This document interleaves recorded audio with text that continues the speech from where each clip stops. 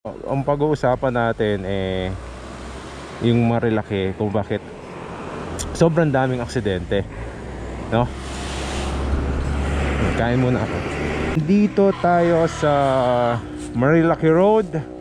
Ito kasi yung mga paboritong pasyalan, no, ng mga rider every weekends. And kahit ngayong weekdays, marami pa ring umaakyat dito sa Marilaki Road. Pero sa ganda ng lugar, sa ganda ng kalsada, marami pa ring aksidenteng nangyayari kada linggo. Kahit nga mga professional rider, experienced rider, mga aral, namamatay dito sa Marilaki dahil sa aksidente sa motorcycle. Paano pa kaya yung mga hindi nag-undergo ng mga training?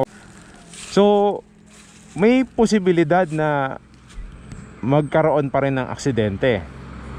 Ito yung lugar na maraming na-overshoot, maraming na aksidente, maraming rider ang napupunta sa mga gutter or side. Minsan na rin akong na-overshoot dito sa Marilaki. Hindi ko alam kung paano ba daanan ng ligtas ang kurbada. Ayun, na-overshoot ako. Buti na lang, hindi ako nasaktan at wala rin naman akong nadamay.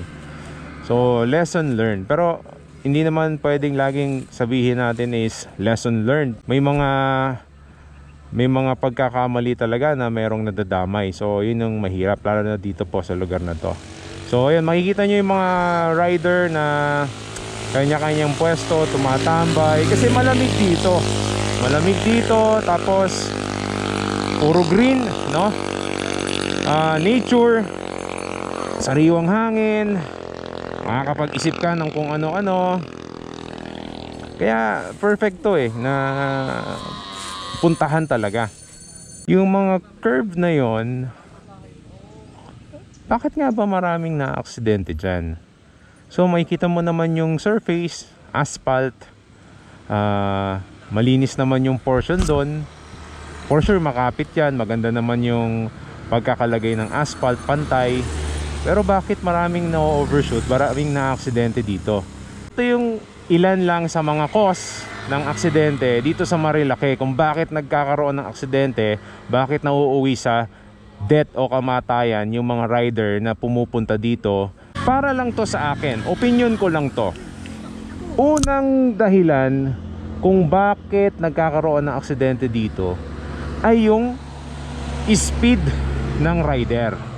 So kung ikaw ay galing doon sa taas at bababa ka dito at ang speed mo is 120 kilometers per hour, for sure mapupunta ka dito sa mga barrier na to.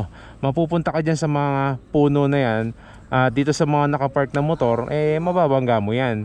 Dahil yung bilis na ginawa mo sa kurbadang ganyang kalaki, hindi po aangkop. Delikado. Pangalawa, para sa akin, yung pangalawang dahilan kung bakit maraming na-overshoot dito ay yung positioning ng isang rider pagka dumadaan sa curve. So, maaari yung iba habang lumiliko ng pakaliwa, hindi po maayos yung position niya, kaya na-aksidente siya. Kinulangan na po ng space habang dinadaanan niya yung isang kurbada. Panghuli na sigurong cause ng aksidente niya, ng mga panghuling cause ng aksidente dito ay yung attitude. Yung attitude na rin ng mga rider. Napakahirap namang i-share, no, yung attitude sa iba. Kagaya nitong isa, dumaan lang siya sa curve na nasa appropriate speed lang yung ginawa niya.